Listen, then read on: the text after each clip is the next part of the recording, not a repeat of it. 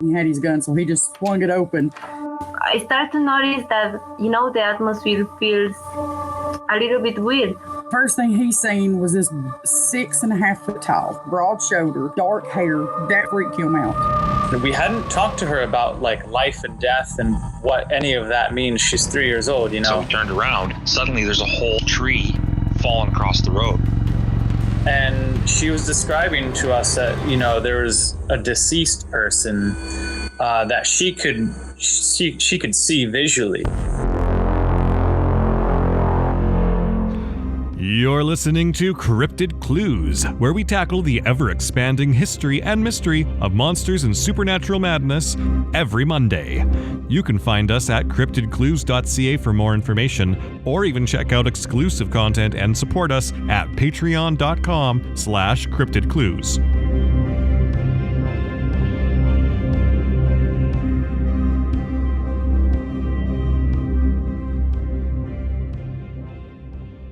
Hello, ladies and gentlemen. Welcome back to another episode of Cryptid Clues. I am your host, Taylor, joined by your other host, Reuben. And for today's episode, we are going to be breaking this into two parts. This will be the part one for this week, and part two will come out next week. And basically, we're going to be joined by Lori Frary. Now, she's going to talk to us about flat Earth, sim theory, ancient trees. There's a whole bunch of other topics that'll be mingled in throughout these three main discussions. And it's such an honor to have her on the show and to really talk and engage with someone that has much more familiarities with these topics than Reuben and myself. So without further ado, thank you, Lori. We're really happy to have you on the show. I appreciate the opportunity to be here, first of all, and I am thrilled that Taylor kind of dug me up out of the flat Earth conspiracy angle of one of all of the topics that I've talked about online forever. So obviously I would like to hit on that just a little bit, how I got into it and how I came out the other side of it, and where I'm at now as far as where the heck do we live? What is this place? And but mostly I've just been podcasting for a long time, just to get people to question what they believe and keep my mind really open as far as, getting new information and really focusing on disinformation lately more, because it's so prevalent now that it's a wonder that you can actually find two people who agree on anything anymore, right? Oh, absolutely. When it comes to a hot topic like this that's so quickly dismissed by others, I imagine you've had to go through a lot of trials with people around you. Oh, sure. I mean, I've been called everything from, the classic conspiracy theorist moniker to crazy to fringe to you name it. And yet at the same time, over all the years of putting out questions and dialogue and my own perspective of, all the things that I've researched, I've managed to have 15 million people download and listen to my podcasts, and I've gotten every kind of feedback that's possible, just like you guys. There are those who they will go out of their way to go to your website and fill out a contact form just to tell you you're an idiot. And then on the flip side, you've got people that are like, oh my God, I finally found someone who, thinks like I do, or understands things the way I do, or researched the same things, and I don't feel quite so lonely. So those are the people that I am most comfortable with, obviously, because I know what it's like to, dive down all these different rabbit holes and come out the other side thinking, okay, what did I actually learn that changed anything about my worldview? Or what did I come out the other side feeling like, well, that was just a big waste of time because I can find 10 things that debunk that or whatever. So I think the main thing is just to keep your mind open, because there's just constantly new information people dig into. People hyper-focus and dive deep down into one topic, and they become an expert at that topic. And if you don't at least listen to what they have to say, then you're really missing out on hours and hundreds of hours of research somebody did. And unless they're, need to go to the psychiatric ward, they usually can give you some information that you never heard before. Absolutely. And I think when you brought up having an open mind, that's one of the most important things on this show. We've talked about so many topics that if you don't have an open mind, it's really hard to go on a search for the truth, because you're going to end up sticking with something. Of course. And here's what I find. And this has kind of put me in a little bit of a box that I'm having a hard time fighting my way back out of. I kind of feel like this has gotten beyond where people are lazy or apathetic about new information. I actually have gotten to the point now where I almost believe that people are unable to, their code, their programming makes them unable to even hear, discern, or accept any information that's outside of their, their already programmed box. And it's kind of like an app. People are becoming like apps. This app does this app does that, but this app doesn't do what that app does.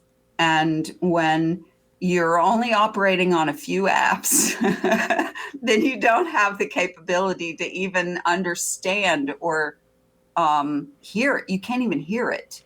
And I've found that people are now becoming agitated and angry at someone who brings them information that they've never heard before or don't want to hear, or goes against their, throws them into cognitive dissonance or whatever. They get angry. And it's like, man, but lighten up.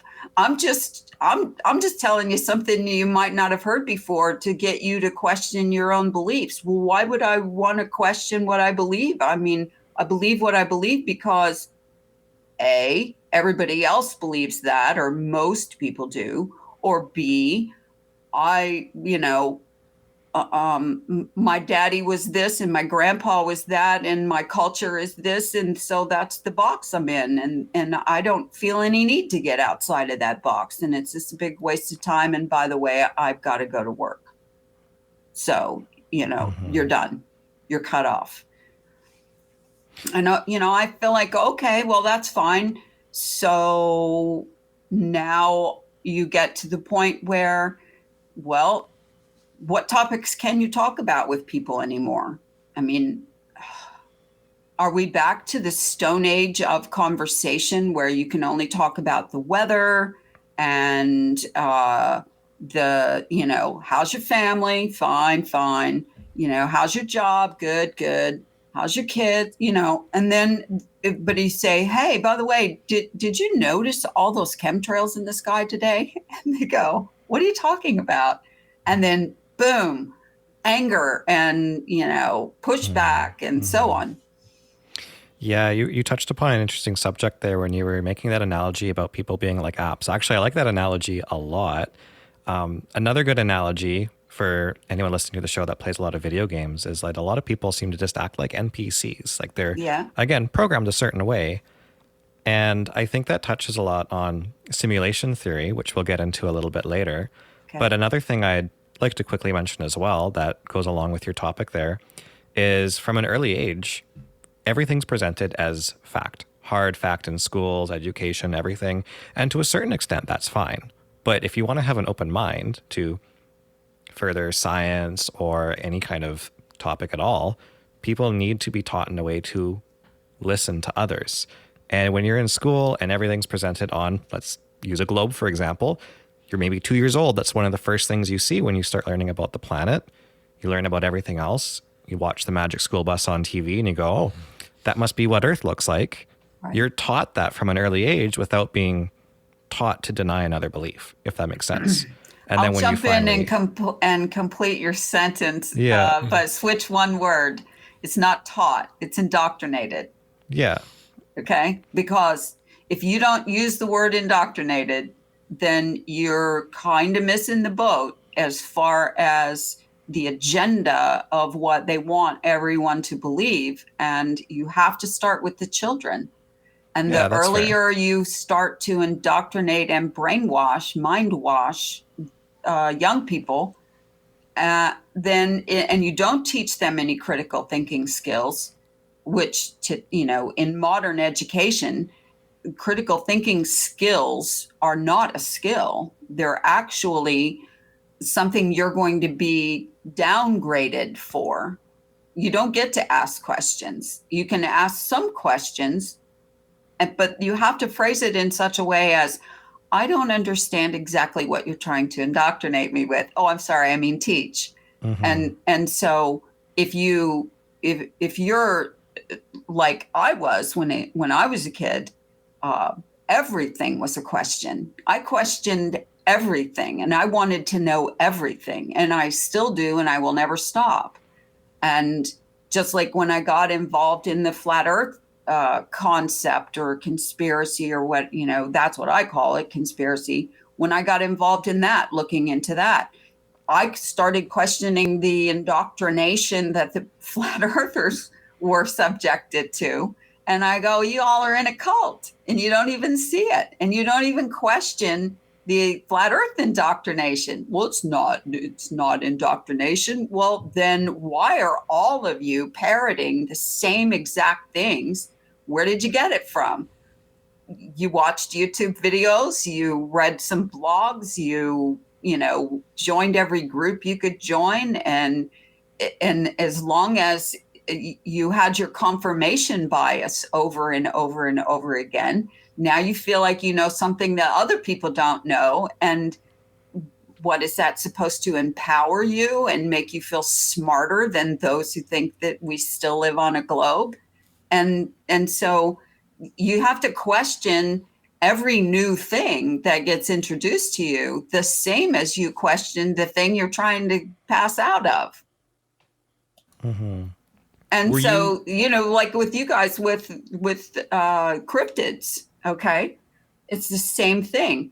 Mm-hmm. There's so much indoctrinated information out there that if you're in that genre, you're supposed to believe this, this, and this. You're supposed to understand these criteria, basically, for Bigfoot or, interdimensional beings. And anything that is not constantly here in our vision at any one moment remains a question, right? But if you go into the genre of cryptids, you will find there are cult people in that too. Mm-hmm. Yeah, we've definitely explored a lot of categories on the same topic, like using Bigfoot as an example. There's so many different theories and so many different things it could be that we almost never run out of content because we're always learning new things or finding things that we can debunk or that we can talk about something new that sounds like it has truth to it. And when it comes to flat Earth, there's also a ton of theories that have been put out there. I was going to ask you, Frary, out of all of the different flat Earth topics or theories, if you were to describe the one that you believe in, how would you describe it best?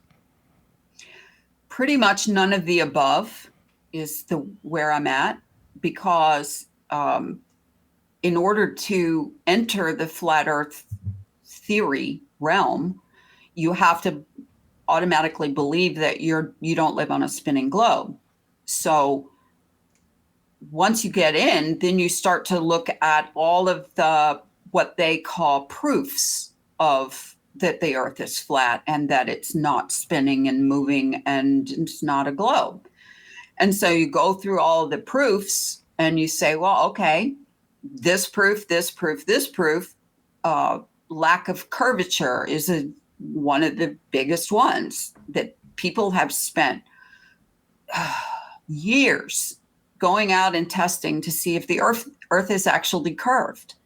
And we're not talking about just, Taylor and Reuben going out with their cameras or their telescopes, but they're like doing spherical trigonometry and measuring distances using Google Maps and Google Earth. And we shouldn't be able to see this far because the Earth, if it's 24,901 miles around in circumference, then that means you would have to have 8 inches per mile squared of curvature, and it's not visible. It's not there.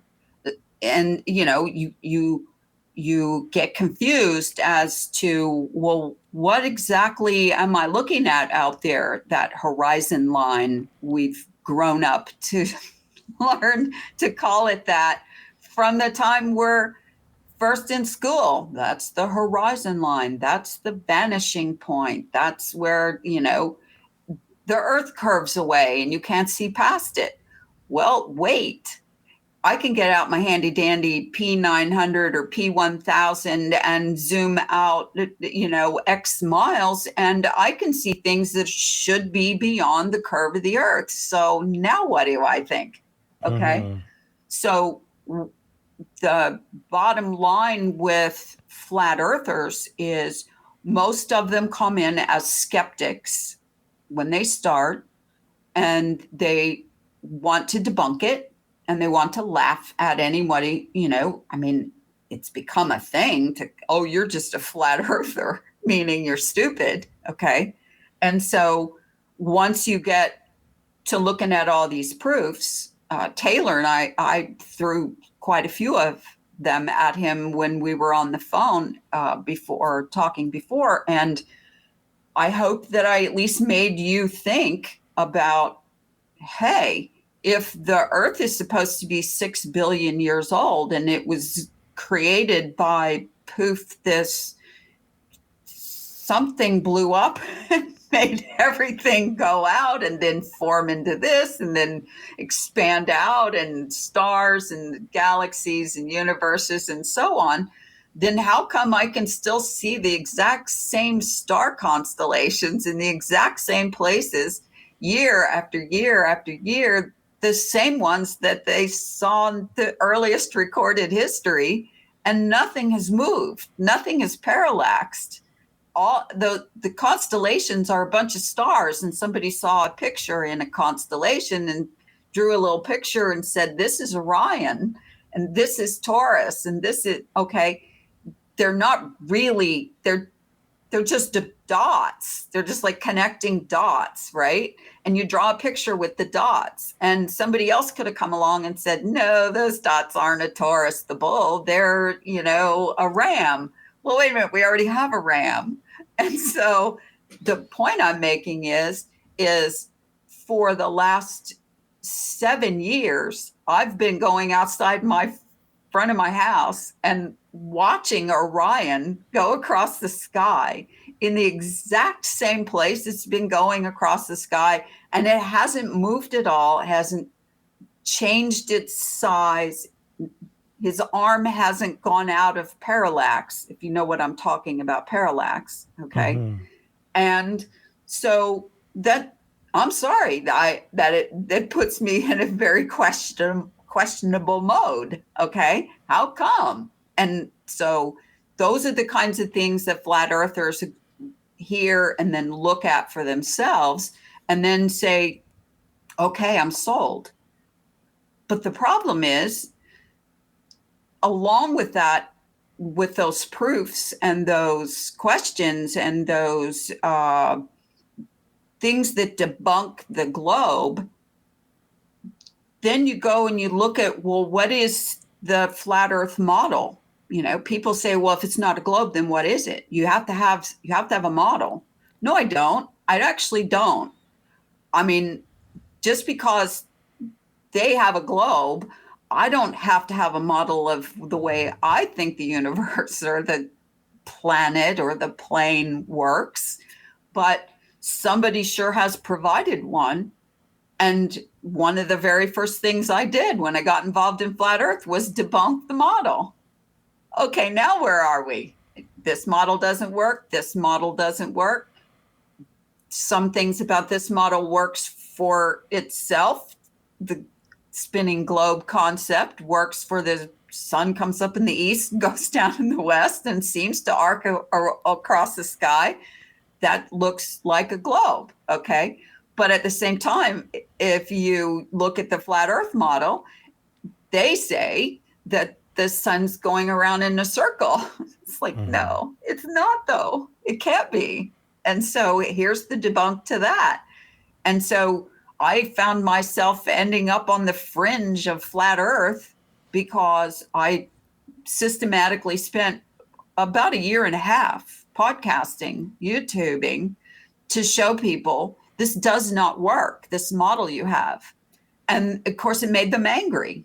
And now I'm hated. And you go, okay, well, that's fine. I mean, I didn't get in here to do this for a popularity contest. I want to know where I live. Isn't that why we're all trying to figure this out? That search for the truth keeps giving you more and more questions than answers at certain points. When you debunk one model, debunk the next, debunk the next. And it's like, well, has anyone found the truth yet? And you keep going further and further. And it seems like a lot of people are afraid to jump down the rabbit hole. They want to find a little ledge that they can safely stop on and go, okay, I've gone deep enough. Right. Well, save your time. Don't even go down the rabbit hole if you're not willing to go all in, because once I debunked the globe, then I debunked the flat Earth, the internationally accepted flat Earth model. And then people started screaming at me, well, where's your model? Show us your model. And so sure enough, okay, I'll come up with one. And they were like, well, but that doesn't work either. You know, sure it works, but you have to believe in the supernatural in order for it to work. And so once I got to that point, then I started calling where I live a supernatural construct. That's my explanation. And this is only one dimension of the construct. This is only one level. You mentioned video games earlier. Well, all video gamers play levels, right? And in order to get to the next level, you basically have to understand the level that you're on, right? You have to defeat it. You have to win. And so you advance, I guess is the best way to explain it. You advance to the next level. Well, the problem with that in our reality is I cannot leave this density. I cannot leave this level. I can only keep diving deeper till I understand this level. But at the same time, I have to open my mind and try to understand, well, what are the other levels? Okay. And so, you know, if you want to go 1 dimension, 2 dimension, 3 dimension, 4, then how can you understand a 4th dimension if you're stuck in the 3rd? People have been trying to describe the 4th dimension for as long as they've been sciencing, okay? And they say, well, okay, the difference between the 3rd dimension and the 4th dimension is the 4th dimension includes time. Well, we have time here, but it's linear. Okay, and in the 4th dimension, I don't think it's linear. I think it's all time happening all the time. And so, in my opinion, that's why I kind of got involved in trying to understand the whole cryptid interdimensional being concept, because if they can come in and out of here, then they must have mastered or have some control over time in a different way than we do.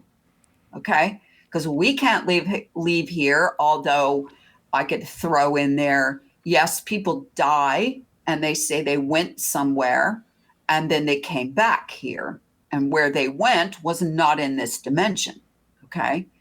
And then I started getting into listening to all the near-death experience stuff. And what did they experience? What did they see? What is the commonality? And of course, then you can get into, well, that whole near-death experience thing then can fall into a whole other realm of collective consciousness, right? And they all think the same thing happened to them or something similar. Go to the light, go someplace, hang out with your dead family or Jesus or God, or go to heaven. There's all kinds of descriptions. How do I know where they went? How do I know where that experience took place? Did that take place in another dimension? I believe so, possibly. Maybe when your meat suit body dies, you are relieved of your density, and your spirit, energy, whatever you want to call it, has the capacity to leave this dimension. So then that ties back into the cryptid thing. People say, well, I saw Bigfoot and then he wasn't there, or I saw fairies and then they weren't there. And all the whole missing 411 series of stuff of people that go missing, and then suddenly either they reappear or their clothing reappears or their body reappears, but years later, but we already searched this area 50 times and they weren't there. And, all of that. And so that's why I'm at this point comfortable with saying supernatural construct, because the supernatural part is that it is beyond man's proven laws of nature. And science doesn't want to touch anything with the word supernatural next to it. I mean, they run as fast as they can if you start talking about supernatural anything, because then that evokes God and demons and angels and all kinds of other things. And they don't want to touch it because they don't have any science for it. And okay, just admit you don't. So let's make some. That's a really good topic, because we've talked just recently about things like angels or different dimensions. And when it comes to the supernatural and even simulation theories, it really ties it all together, because you could have a supernatural being like God being responsible for creating the simulation or model that we live in currently. And it would also be a very good way to explain a lot of changes that have taken place in other topics like the Mandela effect, or Sure. instances where people talk about time travel. It really opens up a whole can of worms that you can kind of neatly sort through and go, oh, that's this topic, that's this topic, that's this topic. And it all fits into this can, if that makes sense. Well, one of the things that I am blessed with is a really good filing system for information in my brain. And I sometimes it's not a blessing, because all the file cabinets are all open at the same time and papers are flying out, and people say, oh, I got too many tabs open and so on. But I actually have committees who are in charge of different areas of knowledge, memories in my brain, who work together, who say, hey, I'm going to throw you this piece of paper from this file because you just stumbled into this rabbit hole and this goes with that. And then, or the flip side of that is that I may be talking just like to you guys, and something I didn't even know I knew, two dots that never connected before, somehow, boom, they just connect. Missing puzzle piece. And then that creates a whole new synapse, so to speak, of, a new filing cabinet drawer opens and more papers from other files go into that drawer as a whole new thought pattern, a whole new process, and then a whole new layer of questions.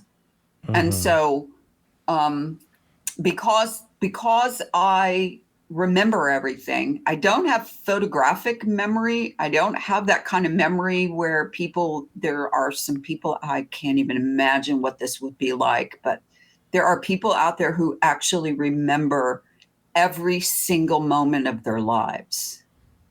Have you ever seen anybody talk about that? Like, they can be questioned, where were you on December 17th at 4 p.m.?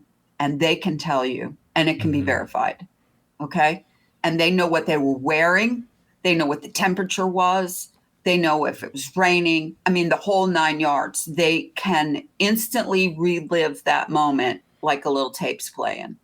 And so I don't have that. Thank you, God, because I would just think that would be miserable. But I do have good retrieval of things that I learned or knew or heard, read, watched. It gets stored, and I can pull it back up when something else connects, almost like MacGyver making a bomb. I don't know if you guys are old enough for Oh, MacGyver. I know of MacGyver, Richard Dean Anderson. Okay, so MacGyver, he looked around, what do I have available to use to solve this problem, right? This is all I have available, and what can I use? And so, he innovated, he had the brain power to go, of course it's a TV show and I'm well aware of that, but the whole idea is the concept that you can put things together that normally maybe weren't designed for that use or whatever, and make something new out of it. And so that's what I'm trying to describe, how my brain works. Absolutely. When you brought up MacGyver there, I thought of Richard Dean Anderson, but more so from Stargate, because I really love Stargate SG-1. I loved Stargate too. It sounds like we have a lot of the same input from the old days, or from, even because I was there when all of that was popular, and so I lived it, and it has been really interesting to see some of the old stuff coming back, being revisited or whatever. And like Star Trek, I mean, can you believe Star Trek is still trending? I mean, that's just, but because the concept of exploration, and that was the key element. It was exploration. And I think that is a natural human tendency to keep exploring, not for those NPCs, not for those lazy, apathetic people. And I'm sorry if that comes off harsh, but I'm done pussyfooting around about lazy, apathetic people and don't want to know anything new and don't want to change their mindset. So I think people like the notion of exploration if it's in a maybe more of like a fantastical fantasy type presentation of sorts, like movies and that sort of stuff, when you don't necessarily have to limit yourself to think like this is only exclusive to being something you see on TV. Because lately, when I look at movies and I look at TV shows, now I'm not saying like, oh, they're inspiration, they must have cracked the code or figured out like wormholes or anything like that. But the ideas and the concepts that people have pieced together to create these shows and these movies, I don't feel like they should always just be limited to just that. I feel like, again, there's not much I can say in terms of evidence, but I feel like there is something you can run with or explore for yourself in real time instead of limiting yourself to only enjoying the exploration on a movie, if that makes sense. Sure. And you know what? To add to that, it occurred to me recently, I like to watch mostly all of the trending movies where somebody is trying to expose something. Okay, meaning what do they call it? Predictive programming. Many people use that term, where somebody will make a movie like The Matrix, for example, and then later, years later, it becomes, oh, everybody thinks we live in the Matrix now with simulation theory. And so, yes, that was a very innovative movie in so far as going to the degree that they went with the characters, the storyline, the concept of, post-apocalyptic humans are now the food and the machines, are running the world and so on. But then the double back of there really is a free and open society world outside of the Matrix that people actually live in. It's pretty horrific, living down under the earth in, what was the name of that place where everybody lived? Oh gosh. Well, we're really testing our nerddom now. I know. But anyway, once you came out of the Matrix, your life was pretty horrible, right? They portrayed it as these guys, live underground in a city, and they have to sneak around because these machines are trying to get them and kill them and so on. And so obviously, even in that movie, they went to the degree of saying, like Cypher decided he was going back into the Matrix. I love this juicy steak, blah, blah. And I hate living out here in this, god awful post-apocalyptic world. Yeah. I'd rather be an NPC. And so when you think about how so many movies have, look at all the Contagion type movies they had before the pandemic, and how many storylines there were of some virus escaped or some bioweapon or whatever. And so it was real easy to get everybody scared to death by the time that actually so-called happened, is to because the predictive programming already put that scenario into the collective consciousness of humanity. Okay. And so with like you've brought up, Reuben, you've brought up simulation theory a couple of times. And I can tell that you have delved into that more than just a little bit. And I did too. And I cannot 100%, maybe even more than 50% agree that that we live in a computer simulation. Because if it were, this would be the best damn metaverse that any god could create. Because look at it, if you try to think about,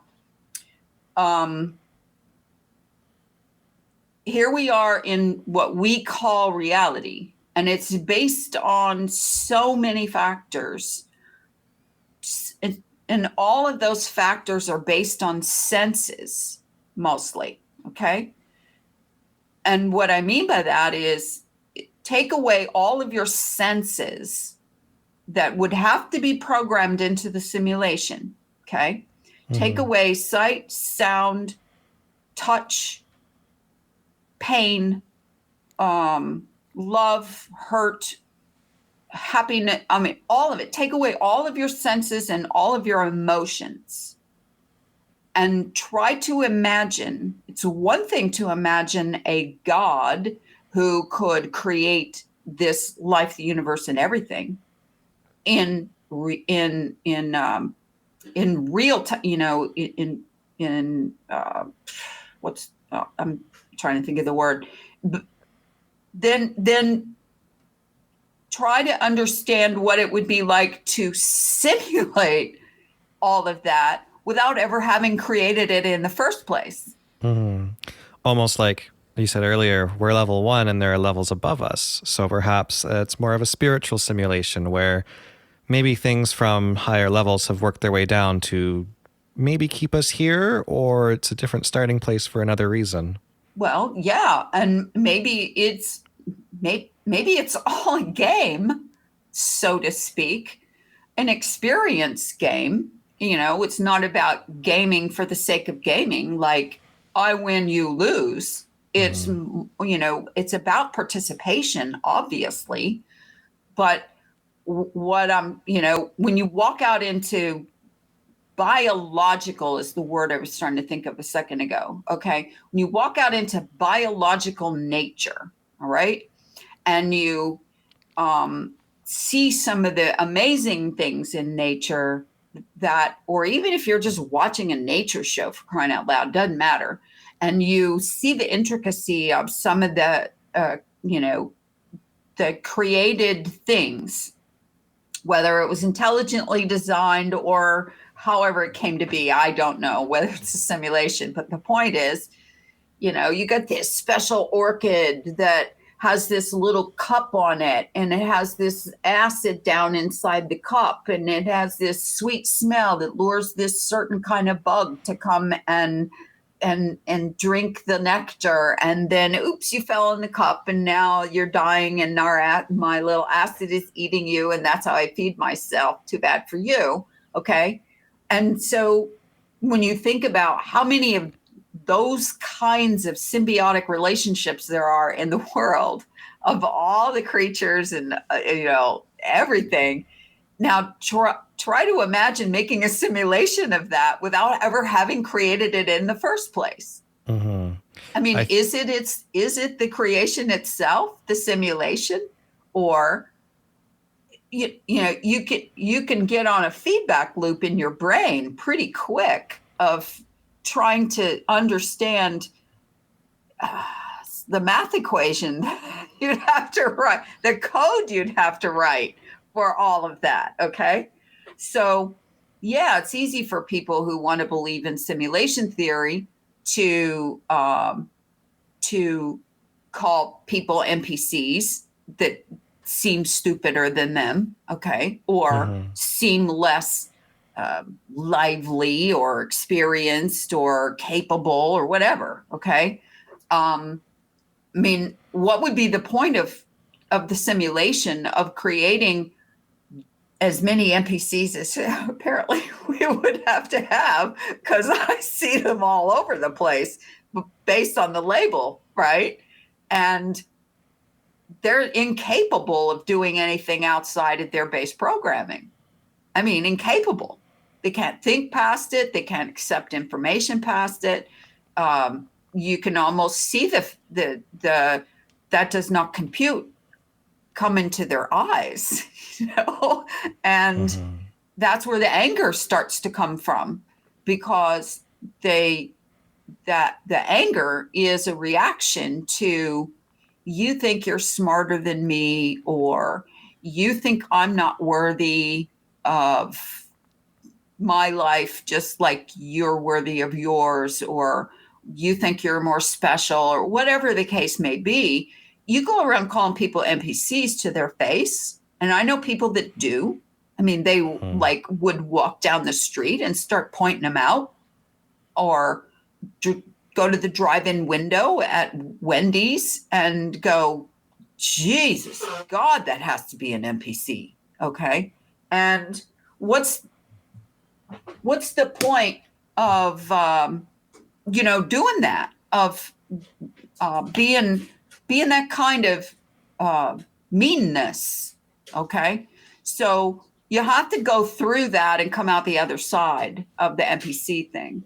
Mm-hmm. And you have to go through the simulation theory and come out the other side, because if you get stuck on simulation theory and don't go beyond it, then you will get trapped in believing that it's kind of nihilistic. It's kind of like a nothing matters kind of a sense. Yeah, what's the point?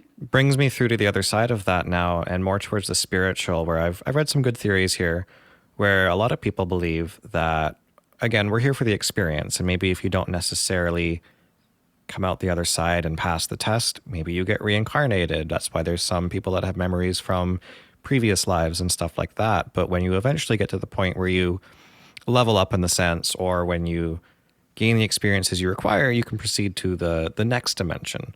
What are your thoughts on theories like that, where maybe we're originally a higher being from another level that decided to learn something new and put ourselves back down to this base dimension to see if we could re-experience or experience something again and get out of this loop? Well, I have a lot of friends who believe in the whole reincarnation and many lives, and telling themselves, the next time I die, don't go to the light and see what happens. Because they believe the light is the trap that brings you right back here. Mm-hmm. I personally am not sold on reincarnation. And part of that comes from a biblical understanding. And part of that comes from, I believe that as we are born, part of our DNA that, and I don't actually even believe in DNA, but I'm going to use it as an example. Okay. Part of our DNA / coding that makes us the individual that we are, okay, contains some of the former coding that came down to create our coding. Oh, okay? So if I may, actually, that makes some sense, because there's a lot of stories of people who get like organ transplants and stuff, and suddenly they remember something that never happened. But when they talk to a person related to the organ donor, or maybe if it was like a non-vital organ, that person's still alive, they go, hey, I just had this thought, this memory. What's Sure. this about? And there's actually a lot of things online and in some research books as well, where they've verified that it seems like people that get new organs sometimes seem to inherit a memory or two from the original person. Well, or maybe even, I was going to say maybe even down generations, you end up having memories of your great-great-great-grandfather, etc. Well, throw this in there. Okay. Science has discovered that water has memory. Okay. And there's been lots of, research and experiments and so on that water literally retains memory. And what is the human body made of? Water. And so those people who, okay, I'll give you an example. I have a memory. I want to call it a memory, but I'm not sure that's exactly what it is. That every single time I'm standing at the top of a long stairway, I get a physical feeling that, be careful, you have fallen down the stairs before and you have hurt yourself. Be afraid of stairs, okay? I almost get a vertigo feeling that I have to stop myself before I start to descend the stairs, not going up, only going down. That stairs are dangerous. I have never fallen down any stairs in my life, okay? Mm-hmm. Now, a similar thing, I am horrifically afraid of spiders. They creep me out so bad that if I even see anything with 8 legs, I don't care if it's the cutest little, that's just a little jumping what spider. What is those long daddy long legs spider? They don't do anything, they're cute. No, kill it, smash it, get it out of my world, okay? And if I'm watching TV, it's not even a real spider. It's on the TV. My body has a physical reaction of creeping out. The shivers and that kind of thing that sometimes you get.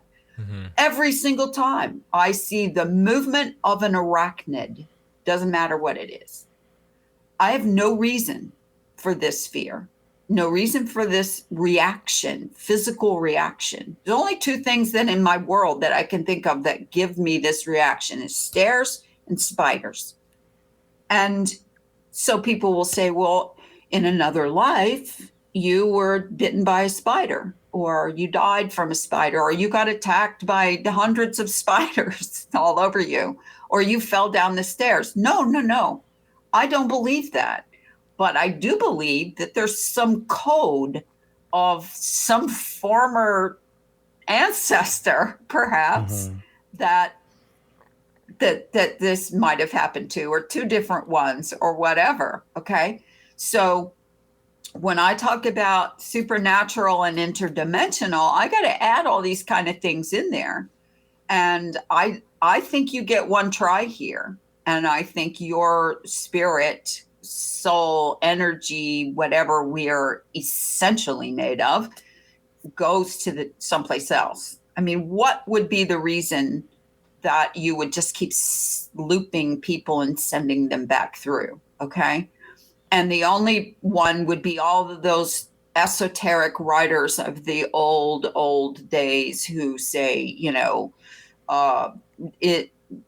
there's entities that are feeding off our energy, our loosh, or whatever. I'm sure you've probably heard that term. That we're just prisoners here of our own device, and we just keep coming back over and over again.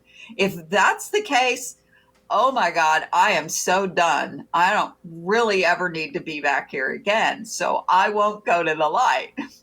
But at the same time, I do believe that, there's a spirit inside of each one of us. And I think, I'm allowed to say that I think God created that spirit. And I think God put us here for whatever our experience and purpose was. And I think we're all put here for a specific reason at a specific time in the timeline to perform certain tasks. And you stay until your task is complete. And while you're here, you're at the mercy of the flip side of the spirit world, the demons, the Satan, the, whatever else that is here with us. You're at the mercy and do the best you can. And yes, I do believe that there are angels and beings that intercede and intervene and help. And I've met a few of them along the way. And I've learned to have a good sense of humor about the whole thing because I can't control any of it. I mean, I don't get to choose what this is. I just want to try to figure it out before I get to the end and go where I will learn the answer. I want to know. I want to get as close to it as I can before it gets divulged to me. Okay, because I think it will. I think when you leave here and you go to the next dimension, then all the answers are there. I mean, I can't even imagine that there would be a reason to just wipe out your memory and send you here again. What would be the reason? You touched on a few interesting topics there, and I was just going to quickly say that you talked about angels, and in the Bible itself, it says, "Be not forgetful to entertain strangers, for thereby some have entertained angels unawares." Now, going back to something else from earlier, you mentioned, what would it be like for if we're being sent back, or soul eating theory? I don't really know the correct term for that, but if there was something feeding off of our energy, Loosh it would is seem the word that LOOSH is one of the terms that's banded around. It would seem like we're dropped a lot of hints at times not to go into the light, and I've always found that an interesting thing that seems to pop up a lot in this world. Not to go into the light. That's something that's always stuck with me. And then to quickly backtrack again, because I had a lot of thoughts. You said a lot of things there. Is on organ memory and all that stuff as well, ancestor-wise. I'm actually mostly Norwegian, and I have a deep fear of the ocean. I've never been there. And I have a deep fear of giant creatures in the ocean as well, like whales, even though they're friendly. or the idea of like a kraken or something like that. That's always absolutely terrified me, of all things. And I shouldn't be afraid of it for any reason. No, you shouldn't be afraid of it for any logical reason. So obviously this fear is not based in logic, because look at, a lot of people don't do a lot of things because they talk themselves out of it for fear. I heard a little kind of jokey story one time where this guy said, this lady was screaming and she was running, and I don't know what she was afraid of, but I'm out of here too. We're both screaming and running, and I don't even know what started the screaming and running, right? Right. And so it must be something that she's screaming and running away from. Well, think about that programming. We're all taught this when we're pretty young about the fight or flight, and they call it the lizard hindbrain that determines whether we flee or fight. Okay. And you look through nature at the fight and flight concept, and you see certain animals or creatures that are aggressive and will fight to the death, to like the Wolverine or something, right? Or a badger. And yet there's other creatures in nature that their best defense is to freeze, like a chameleon, and change colors and don't move, and they might be ignored, right? And so if this is, of course, they use this whole concept as part of this whole primordial programming, because we came from primordial ooze, and along the way we were some kind of a creature that needed to fight or flight. And I look at it as if any of these things can be overcome, because you just have to think about it logically. And so when I see this spider arachnid thing, for example, I have to stop and ask myself, and this happens in nanoseconds, is this a real spider? Is this something dangerous? Is this actually going to kill you or get you or crawl on you or whatever? And if the answer is no, then stop being afraid. Okay. Your visceral response in your body is based on something that is not logical. So back it down and proceed, because otherwise you're just being a nut, you're being a sissy. And same thing standing at the top of the stairs. You're not going to fall. Why do you think you're going to fall? Just slow, be careful, go down the stairs one at a time. And I've never fallen. Okay. But I have to think it through. And so here's the same thing happening all through the world. People are afraid of a virus, for example. And there's this whole one camp over here that says there's no such thing as contagious viruses. Viruses are exosomes being expelled from your body, from your own body detoxing. And then there's this whole other science community that goes, oh, I'm a virologist and I've been studying viruses forever, and viruses are contagious. And then you get in the middle and you go, if there's this many freaking viruses and there's this much prevalence of them being contagious, how is humanity still here? I mean, we should all have been wiped out a very long time ago. Okay. And so what is there to be afraid of really right now? Okay. And then you got this other camp of people that go, well, but it's not exactly a virus. It's a bioweapon. It was created in a lab. And you go, okay, well, if it were, and if it was that contagious, I've seen my Contagion movies. One person walks off a plane and the entire community dies, okay, if this was this contagious. And so you just have to keep using your logic to keep questioning, if then. And once you get, and it's that way about everything I think about, everything I question, I have to throw my logic in there and go, what about this doesn't make sense? What can I question? Just like the whole flat earth thing. Okay. They got me with the curvature. They got me with the parallaxing. But then if you take the time and you go, okay, well, let's go to the most read book in human history, the Bible. Let's see what the Bible has to say about this. And there's all kinds of things in the Bible that describe that we don't live on a sphere. Okay? But they also don't describe that we live in this little pizza pie earth thing with the perimeter of ice wall with a snow globe over the top of it either. Okay? And so you have to keep taking context from all different kinds of places. And people, anybody who throws out the Bible don't want to hear a word from it, that it was written by man and that it's been manipulated and changed and yada, yada, all the reasons. And it's mean, awful, angry God of the Old Testament. Why would I want to believe in him? And so on and so on, and all the arguments. It still is one of the greatest history books, prophecy books, instruction manual for humans ever written. Okay. And so why would you not even go and look at that as a reference, as a research tool?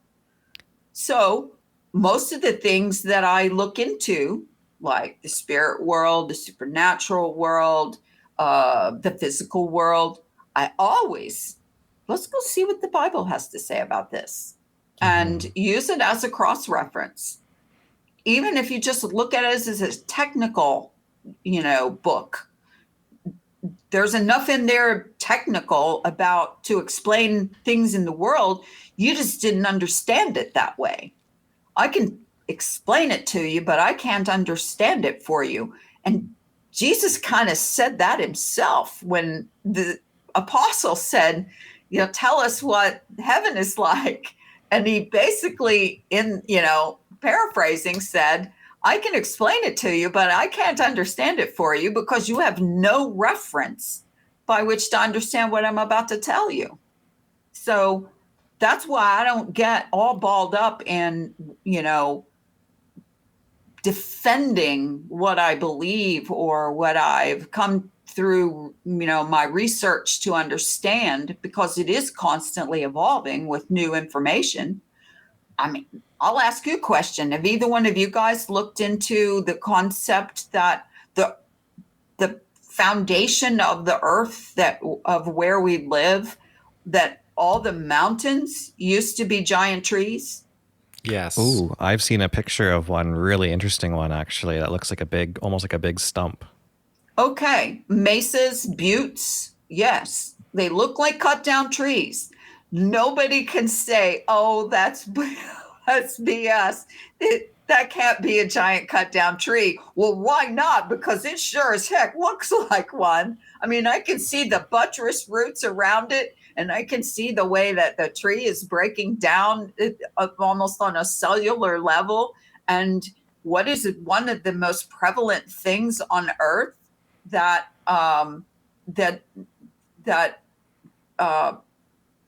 is the basis, the foundation of our Earth? I mean, it's rocks, right? And silicone is so prevalent on Earth, right? Silica, that used to be tree cells. They used to be giant plant cells. What if this is a supernatural construct and God decided, okay, I'm going to do a reset of the construct. I'm just going to have everything mowed down and I'm going to build on top of it. And maybe one day they'll all discover that that's what I did. But even the Bible says it was, what's the word in the term in Genesis? Void, formless and void. Okay. Yeah. And then he started constructing things on top of that, right? And the Bible even describes there was light before the sun and the moon was created. What was that light? Mm-hmm. Okay. And there are people who believe that there was a whole nother, with the giants and the world Nephilim. before, before the flood. Mm-hmm. And I can't argue with it. I mean, there's people who have been doing research on rock formations, mountains, and stuff, having been cut down trees, dead trees, that is so compelling that I can't throw it out. I can't ignore what their research is. I was going to say too on the biblical topic, when it comes to flat Earth theories and your theory as well, going back through the Bible here, when you look at how it words, not really the shape of the Earth, but there's a certain point in the Bible where the current translation uses the word compass, and you go back through the Hebrew and the Greek, and you actually look at the meaning of the word, and the actual meaning of it is about circumference, not really roundness or flatness or anything, just like how there's a general... Yeah, if you think about the word compass, to encompass, add that in there, it's it not changes the context necessarily of a it. it's not necessarily a shape. It is a measurement of a shape. Okay, and yeah, I mean, in order to really understand what the Bible is saying about let's say, for example, Job asked God some pretty pointed questions about the world and heaven and so on. And God said kind of the same thing that Jesus said. I can explain it to you, but I can't understand it for you. Yeah. But the bottom line is, were you there when I created it? How could you know how I did it or how it works? Okay. And that's really not it's really not for you to worry about. Since it's not the significance of why you're here. Okay. And so I have to keep reminding myself that as well.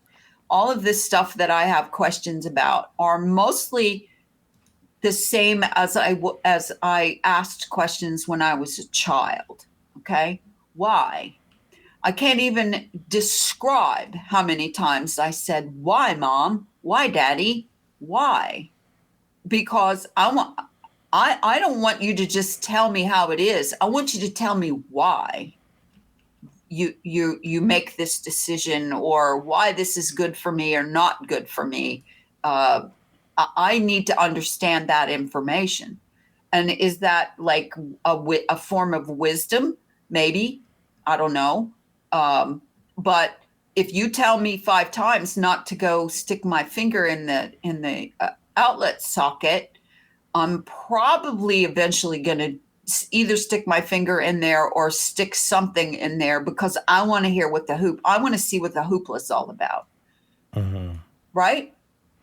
I mean, isn't that why babies start crawling and putting everything in their mouth, and all of those things babies do is to experience the world? Well, that's all I'm trying to do, only in a deeper, more profound, more abstract way than maybe other people do. And sometimes, just like a parent, it's like you want to ask these questions to God, and he goes, "Oh, you'll find out when you're older." Right, exactly. You don't need to know that right now. And so if you had, think about that, thinking about back to the NPCs.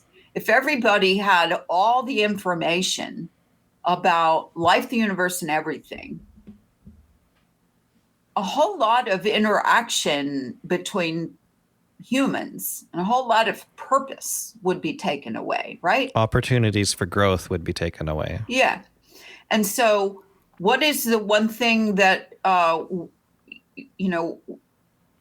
when people say man, well, the Bible says man was created in the image of God, in my image.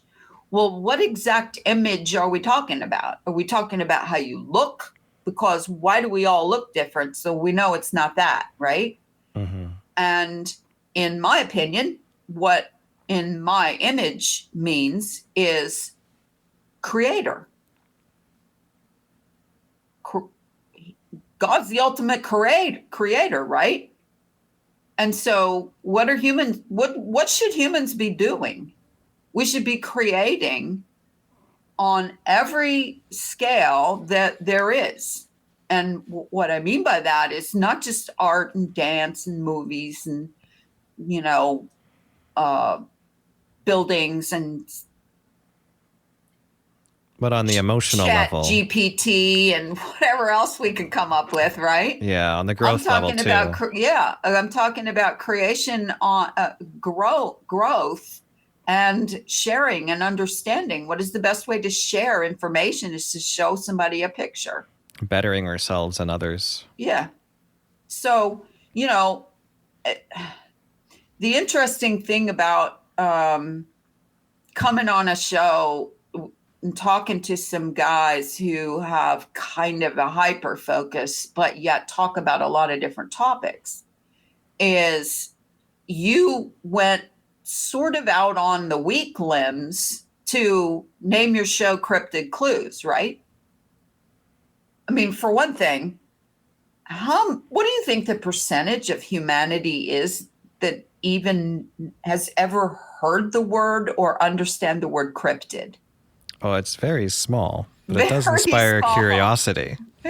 Exactly. Okay. And as a matter of fact, I was watching some documentary on Netflix the other day, and I always put closed captions at the bottom of my screen. I have to. Yes. Because most of the time I can't hear or understand, or just I've gotten used to reading what people are saying. Yeah. And the entire show was about cryptids, and the entire translation at the bottom of the screen said cryptic the whole time. No. Okay. Oh, and I feel that. I'm like so annoyed, thinking, who's the person who, is this AI doing this? And they doing this on purpose? And who so transcribed this? Yeah.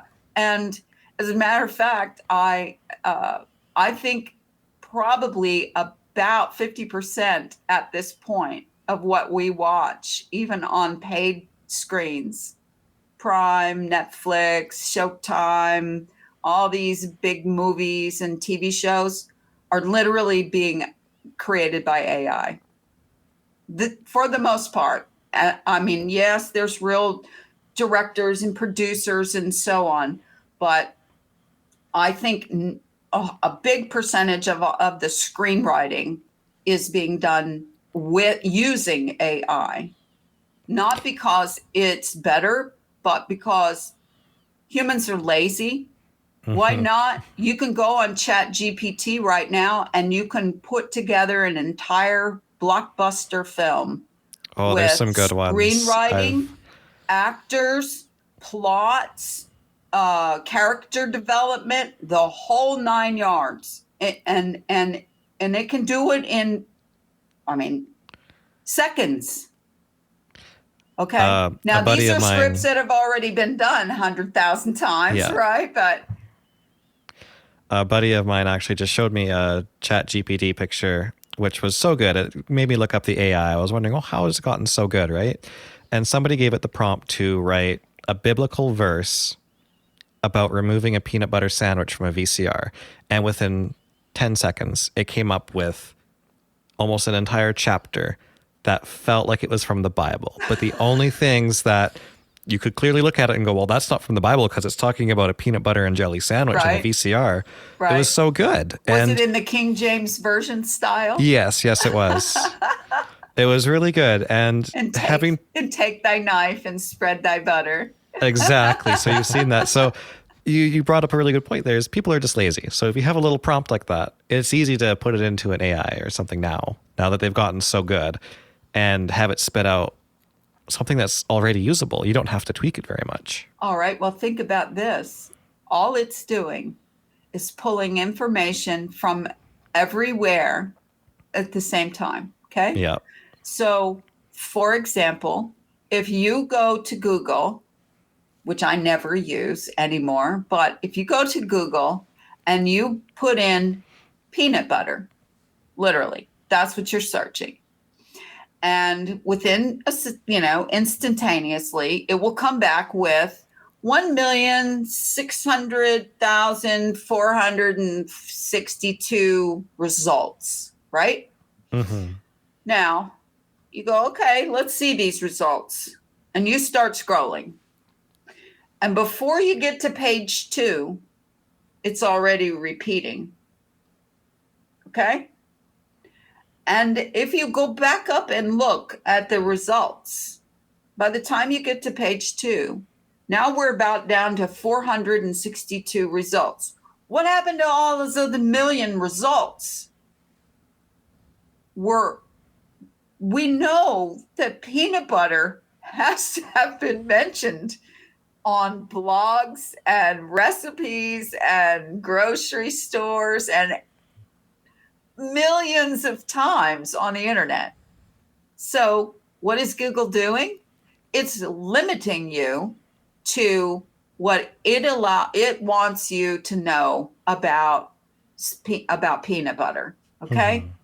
And so AI has the capacity to go through every written thing ever, probably every email, every phone conversation, every blog, everything that's written. Okay. It's not yet crawling everything like YouTube and all the podcasts, audios, and all that stuff. It's just using written. If you have the capacity as a machine to grab the best of the best, and no wonder you can spit it back out in 3 seconds. Mm-hmm. I mean, you